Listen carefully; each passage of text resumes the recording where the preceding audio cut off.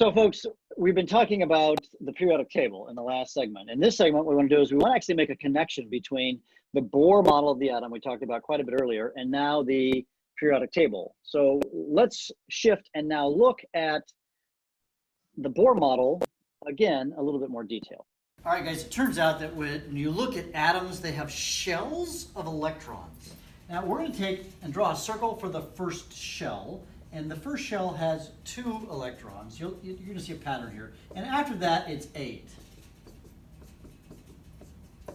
So this atom has 8 electrons. And on the periodic table... In its outer shell. In its outer shell, a total of 10 electrons. So right now I have 10 electrons. And he's got an outer shell of 10.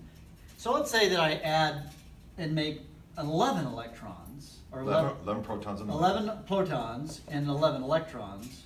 But now we've got 10, right? 2 in the middle, and then central one, 8 here. Where do we put the next one, Mr. Dimitri? It has to go to the next level. Yeah, because it got a new level. And so that electron goes out here. And this is what's really important that you understand. This outermost energy level, we call it the valence level. And it's the most important atom, or level in the atom, because this level is the one that interacts with other atoms. Okay, yeah, because they can't touch. This is the part that touches, right? I can't touch your heart. All I can do is touch your skin, which we won't because we're trying to social distance. But you get the idea is that we're trying to, the only part that can touch is the part on the outside. Right. So we only care about this guy, and this guy only has 1 electron in his outer shell. Is this atom happy the way it is? No, and we're going to learn more about happy atoms. So it's really important to understand the Bohr model because the periodic table, which we're going to look at right now, matches up pretty well with our view of the atom. So Mr. Bergman, let's take a look at the periodic table again via video and see how that connects to the video we just watched. And I encourage you guys, by the way, to get your periodic table out and you're going to mark on it.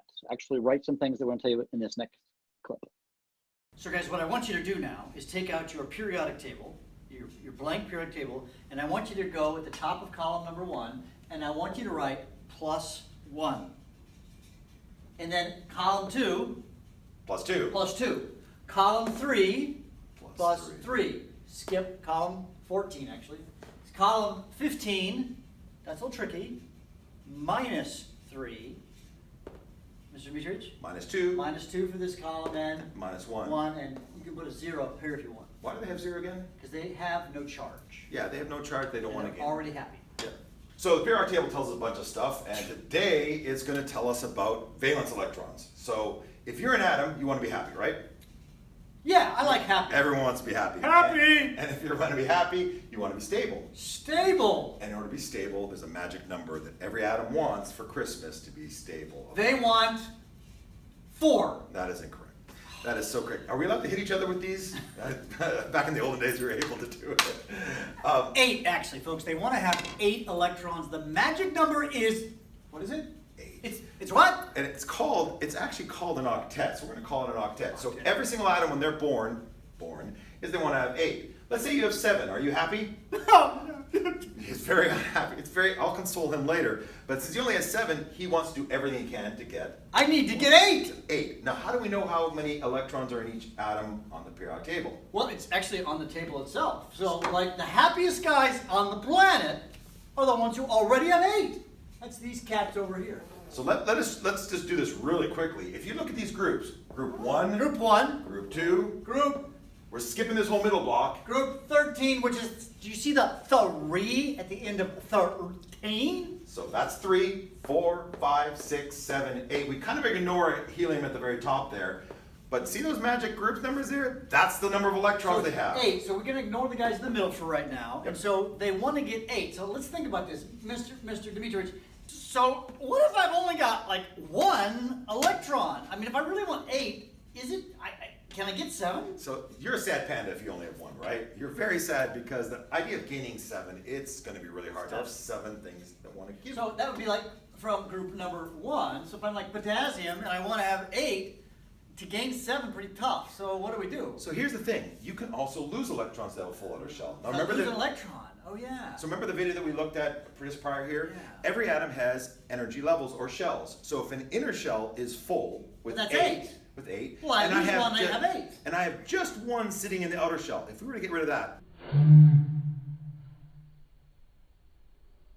that means that my inner shell now has 8. So that means that these atoms over here Lose the electrons. ones that have 1, 2, and 3, it's easier for them to lose electrons than to try and gain So, electrons. so if there's up to like 8, right? So if you're like 1, 2, or 3, it's easy to lose them. If you're like 7 or 6, 5, 6, 7, or 8, it's easier to gain them. Gain electrons, which is, he mentioned this before.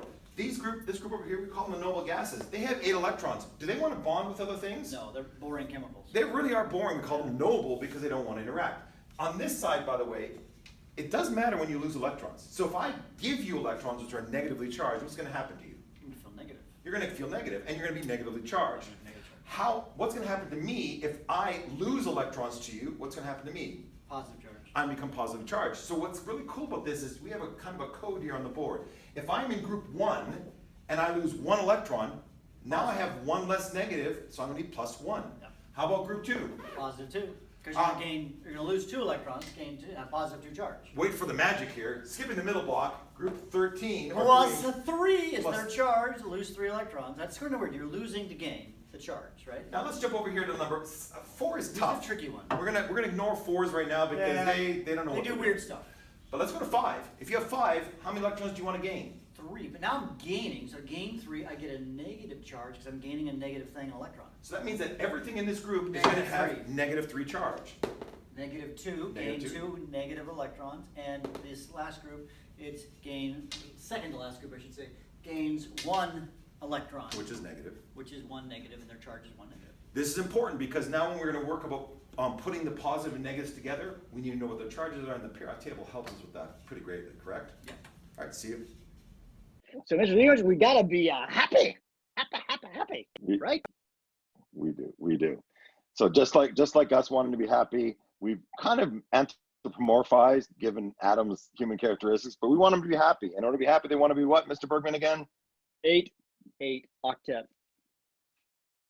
Yeah, you can even jump straight to that because, yeah, they want to be stable, but how do they become stable? They always want to have 8 electrons in our cell. So lock that in because that's going to determine how we do bonding and how we put everything together, which is going to be in the next video. But have your periodic table that's marked up for everything we're doing from here on out. Anything to add to that, Mr. Bergman? Yeah, that's awesome. So, hey, guys, we'll see you guys in class because you guys are awesome.